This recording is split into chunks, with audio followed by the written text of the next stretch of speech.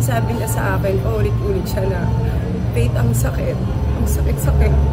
Kung mangialam kasi ayoko magtanong kung ano yung rason. Pero sabi ko sa kanya, paulit-ulit ako na kahit hindi ko alam kung ano yung rason, hindi mo kailangan sabihin sa akin yan. Pero isa ko sa una niyang sinabihan. Yung feeling para sa akin na ganun yung pinapakiramdam niya sa loob. Pero kapag nagtitake kami, humingiti siya sa harapan ng camera. Dahil kailangan yun namin para sa trabaho namin. It must be really hard for him. Kaming lahat nandito para sa kanya. Ako, mahal ko si Kuya Kim. Alam na yun. Siya yung tumatayong ama para sa akin. At paulit-ulit si Kuya Kim ang sinasabi niya ay parang ako daw si Eman. Kasi makulit kaming dalawa ni Eman.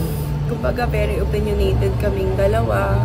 And ang sinasabi na lang namin is sa lahat ng nangyari, yung impact na ibinigay ni Eman para sa mundong ito ay hindi mapapalitan ng kahit ano man.